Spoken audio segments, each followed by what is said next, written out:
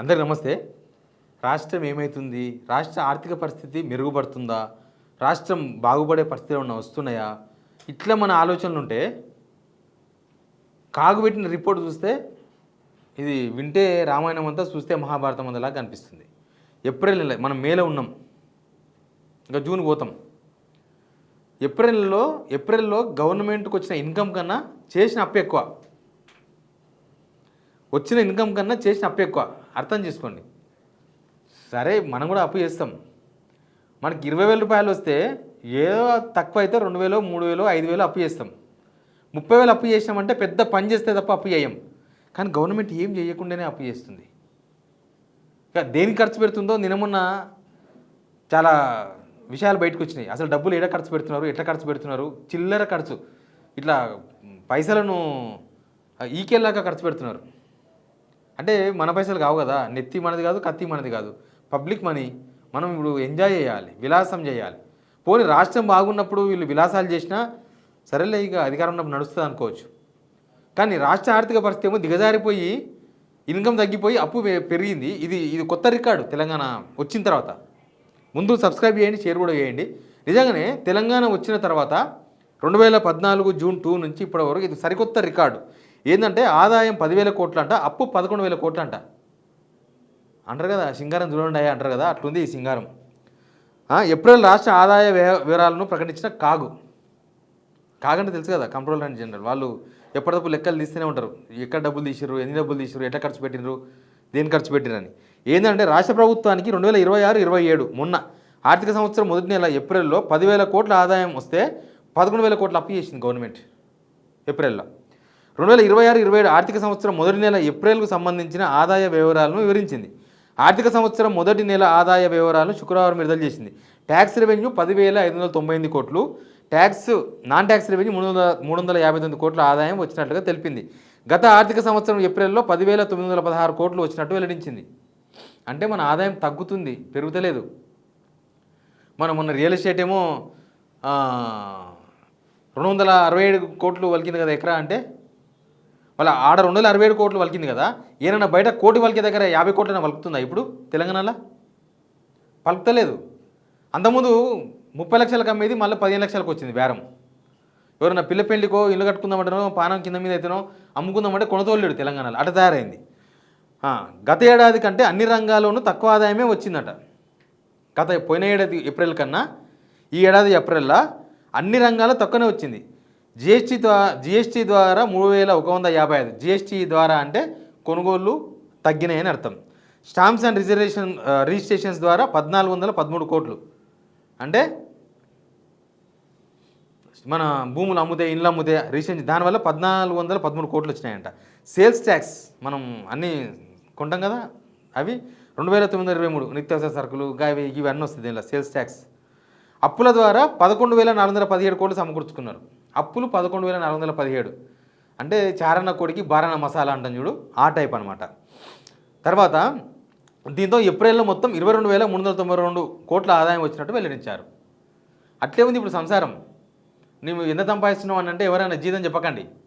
నీ జీతం 20,000 అయితే 10,000 అప్పు చేస్తే 30,000 అని చెప్పండి. గవర్నమెంట్ అదే లెక్కేసుకుంటుంది. అప్పు తీసుకొచ్చి కూడా ఆదాయం కింద లెక్క పెట్టుకుంటారు.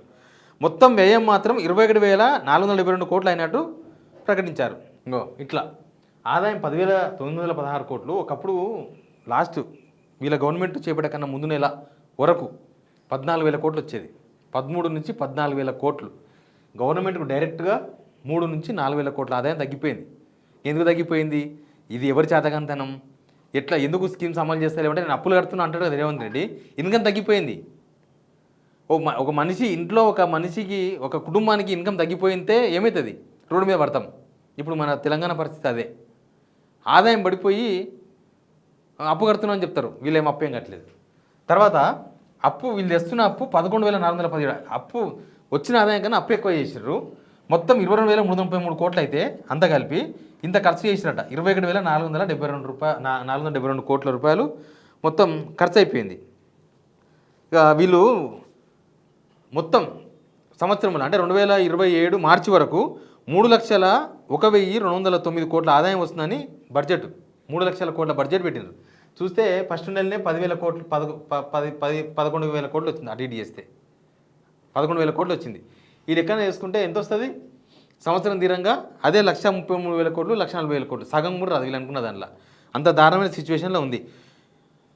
అప్పులు 58,458 కోట్లు సంవత్సరం అంతా కలిసి 58,458 కోట్లు అప్పు చేస్తామని బడ్జెట్లో పెట్టినరు. ఒక్క నెలనే 11,417 కోట్లు ఒక్క నెలనే అయిపోయింది. ఇక వీళ్ళు నెలకి ఎంత చేయాలి? వీళ్ళు చెప్పిన లెక్క ప్రకారం దగ్గర ఒక 4,000 కోట్లు 4,800 కోట్లు వేయాలి నెలకు. కానీ ఒకటేసారి 2 నెలల అప్పో 3 నెలల అప్పో ఒకటే నెలలో చేసిండ్రు. సరే ఈ డబ్బులంతా ఏమవుతున్నాయని చాలా ఇంపార్టెంట్ మీకు చూపిస్తా చూడండి. చాలా విచిత్రంగా ఖర్చు పెట్టి డబ్బులు మనకి కావు, జనాలే కదా, ఎవడో మనకెందుకు, మనం మంత్రిగా ఉన్నాము, మనం ఎంజాయ్ చేయాలి, ముఖ్యమంత్రిగా ఉన్నాము, ఎంజాయ్ చేయాలి. ఇదేం తెలుసా? Name of the work construction of swimming pool. Ministers క్వార్టర్స్లో స్విమ్మింగ్ పూల్ కట్టాలంట.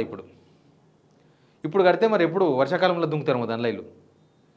మినిస్టర్స్ ఈత కొట్టడానికేనంట. మినిస్టర్స్ వాళ్ళ కుటుంబ సభ్యులు ఈత పడడానికే ఆ మినిస్టర్స్ క్వార్టర్స్ ఉంటాయి కదా, దానిలో 2,63,42,170 రూపాయలు అంటే మొత్తం 2.5 కోట్లు, 2,64 లక్షలు దగ్గర 2,64 లక్షలు పెట్టి స్విమ్మింగ్ పూల్ కట్టించుకుంటున్నారు మినిస్టర్లు. ఎంత మంచిగా ఉంది, చాలా బాగుంది. ఇంకో మినిస్టరు స్విమ్మింగ్ పూల్ అంతకు మంచి బాత్రూమ్ కావాలని చెప్పి జూపల్లి కృష్ణారావు ముందుకు వచ్చిండు.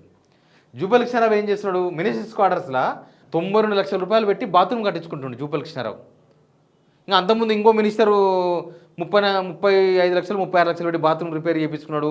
వాళ్ళు బాత్రూమ్ అంటే వీళ్ళు ఏమన్నా బంగారంతో చేయించిన బాత్రూమ్ పెట్టించుకుంటారా, లేకపోతే వెండివి చేయించుకుంటారా, ఏం చేయించుకుంటారో కానీ 92 లక్షల రూపాయలు బాత్రూమ్ అంట. పేదోనికి అయితే పేదోళ్ళకు 2-3 ఫ్యామిలీస్కి ఇల్లు వస్తుంది. ఇల్లే డైరెక్ట్ సామాన్య ఒక మిడిల్ క్లాస్ ఫ్యామిలీ 92 లక్షలతోనే ఒక పెద్ద ఇల్లు కొనవచ్చు. ఒక కుటుంబం జీవితకాలం కళ, జీవితంలో ఇల్లు కొంటే చాలా బై అనుకునే వాళ్ళకు 90 లక్షల రూపాయలు పెడితే మంచి ఇల్లు వస్తుంది, జబర్దస్త్ వస్తుంది హైదరాబాద్ సరౌండింగ్లో. కానీ ఈయన బాత్రూమ్కే 90 లక్షలు ఖర్చు పెడుతుంది జూపల్లి కృష్ణారావు గారు. మరి దానిలో ఏం చేస్తాడో? ఆ బాత్రూంలో 90 లక్షల రూపాయలు పెట్టి బాత్రూమ్ కడుతున్నా అంటే మరి దానిలో ఏం చేయాలనో తెలియదు. ఆయన సొంత డబ్బులు పెట్టి ఖర్చు పెట్టుకుంటే మనకు సంబంధం లేదు. జూపల్లి కృష్ణారావు అయినా రేవంత్ రెడ్డి అయినా ఎవరైనా ఆయన ఏదో వాళ్ళ డబ్బులు పెట్టి ఖర్చు పెట్టుకుంటే ఐటీ డిపార్ట్మెంట్ చూస్తుంది, తర్వాత విషయం అది. కానీ ప్రజల డబ్బులు, ఇప్పుడు పేదోళ్ళు ఇందిరమ్మ ఇల్లు కట్టాలంటే ఎంత ఇస్తారు వీళ్ళు? 5 లక్షల రూపాయలు. 5 లక్షల రూపాయలకు ఎంత నస పెడుతున్నారు? నీకు బేస్మెంట్ పెడితే 1,00,000, గోడలు కడితే 1,00,000, కప్పేస్తే 1,00,000, గోడకు సున్నం వేస్తే 1,00,000, తిప్పి తిప్పి తిప్పి తిప్పి ఒక 2-3 జతల చెప్పులు అరిగిపోతాయి ఇందిరమ్మ ఇళ్ళ లబ్ధిదారులకు. ఇప్పుడు ఈయన ఉత్త బాత్రూమ్కే 90 లక్షలు. ఈయన ఎక్కడ తిరగాడు? జూపల్లి కృష్ణారావు ఏ ఆఫీసర్ దగ్గర పోవాల్సిన అవసరం లేదు. నా బాత్రూమ్ కోసం 90 లక్షల రూపాయలు కావాలని ఆటోమేటిక్గా వచ్చేస్తాయి. ఇక ఇట్లా అప్పులు చేసి బాత్రూమ్లకు, లెట్రిన్లకు, స్విమ్మింగ్ పూల్లకు మొన్ననే రేవంత్ రెడ్డి ఎన్టీఆర్ స్టాచ్యూ పెట్టింది చూసినా 60 లక్షల రూపాయలు, దానికి 60 లక్షలు. ఆ ఇందిరమ్మ ఇళ్ళకి ఇచ్చిన 12 ఇందిరమ్మ ఇళ్ళు కట్టవచ్చు ఎన్టీఆర్ విగ్రహం పెట్టిన డబ్బులతోన, సాదాసీదాగా కట్టేయచ్చు. దాంతో కూడా ఒక మనిషి, ఒక ఫ్యామిలీ మొత్తం 4 ఉన్న ఫ్యామిలీ బతకొచ్చు, జీవితకాలం సెటిల్మెంట్ కూడా కావచ్చు 60 లక్షలలో. ఇంకొకటి 60 కోట్లు 70 కోట్లు పెట్టి ఆడొకటి క్యాంప్ ఆఫీస్ గెస్ట్ హౌస్ కట్టుకున్నాడు రేవంత్ రెడ్డి. నిన్నమోనే అది కూడా ఇంకా ఓపెన్ చేయలే, జనాలు తెలిస్తే తంతరేమోనని సపోర్ట్ చేస్తలేరు దాని గురించి. ఎంసీహెచ్ ఆడి జూబ్లీ హిల్స్ వాళ్ళ ఇంటికి దగ్గరలో 60 కోట్లు 70 కోట్లు దాని ఖర్చు పెట్టి ఒక బిల్డింగ్ కట్టిండు. నేను ఇంటికాడ చేస్తే అందరు ఇంటికాడ అంటున్నారని చెప్పేసి ఇంటికి దగ్గరలో ఓ బిల్డింగ్ కట్టించారు, అది గెస్ట్ హౌస్ అంటుండు. అది 60-70 కోట్లు. ఇంకా ఇవన్నీ ఎక్స్ట్రా, ఇంకా వేములవాడ పోయి తినొచ్చుడు, గుట్టకాడ పోయి తినొచ్చుడు, ఇవన్నీ ఎక్స్ట్రా పైసలు. అందుకే ఆదాయం తగ్గిపోయింది రాష్ట్రానికి, అప్పులు పెరిగిపోతున్నాయి. ఎవడన్నా తలకాయల గుజ్జునోడు రాష్ట్రానికి అప్పు ఎక్కువైతుంది, ఇన్కమ్ తగ్గిందంటే అది ఎవరు ఫెయిల్యూరు? ఎందుకు ఫెయిల్యూరు? మీరు కామెంట్ బాక్స్లో చెప్పండి. ఈ డబ్బులు ఎట్లా ఖర్చు పెడుతున్నారు? మీరు అంటారు కదా అప్పు చేసి ఎక్కడ పోతున్నాయి అంటే ఇట్లాంటి చిల్లర ఖర్చులు మస్తు పెడుతున్నారు. హెలికాప్టర్ కానీ దానికని దీనికని మస్తు ఖర్చులు. Please subscribe.